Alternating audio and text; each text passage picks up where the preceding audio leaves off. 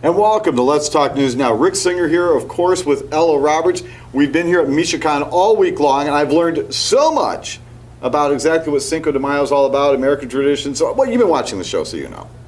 The biggest thing, though, is there's been so much going on this past week. Yeah. And we're actually getting ready for this weekend. I don't know whether to go backwards in time a little bit or go forward. So, well, you've got to go backwards to go forwards, if you understand what I mean. So let's go backwards. To start. Okay, all right. For just a quick regress.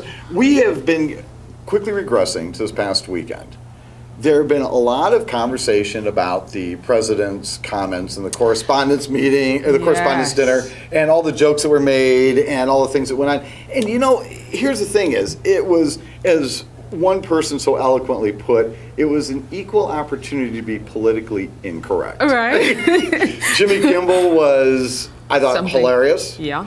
The president, as usual, as long as he has a teleprompter, he's looking really good.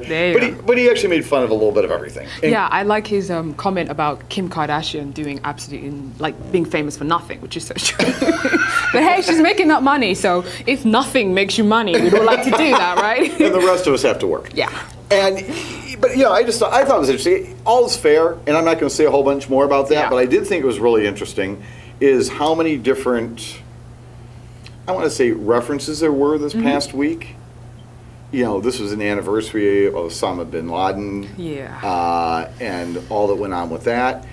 I remember when you actually told me about that, and I was in London. I was like, whoa, okay, Oh, yeah. Wow, I was like, okay. Well, not only was it really, really huge at that moment, but it was huge all around the globe. And I know in different parts of the world and so on, actually, security was immediately heightened because people didn't know what the response was at the time.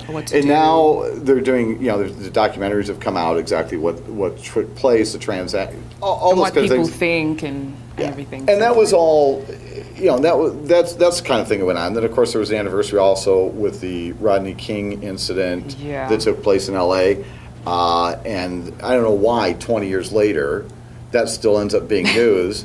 Maybe it's just not as raw anymore. but you know, I'm not making fun of Rodney King. I'm not making fun of the situation. It just seems like really 20 years later, and why, you know, I kind of get the 9/11 thing for sure, and I get the Osama bin Laden thing sort of. Right. But I'm not sure that I really get, you know, the one Rodney thing I've King noticed relevance 20 years later. Whenever anything comes on, there's an audience for it. So if there's no audience, nobody would put it on.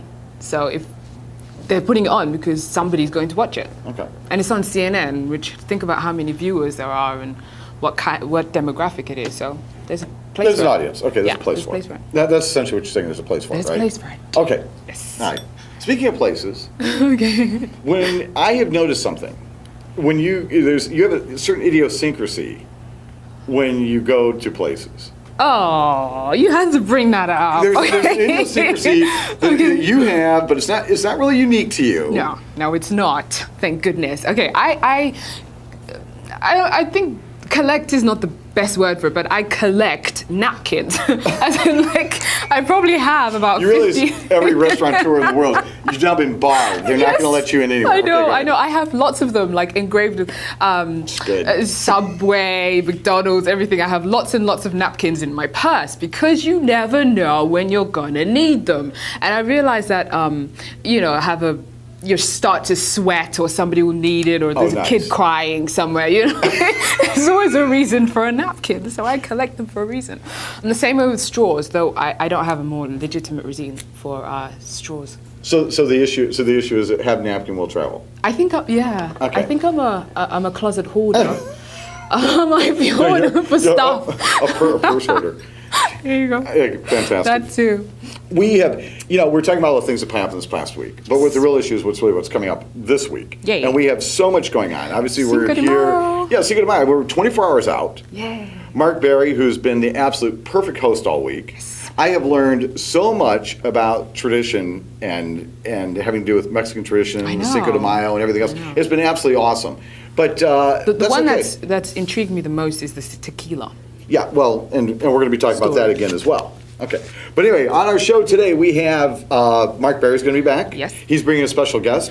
We have Dave Robbins, and comedian Little J is also going to be with us here today. So you don't want to miss a single solitary thing as we continue with Let's Talk News Now.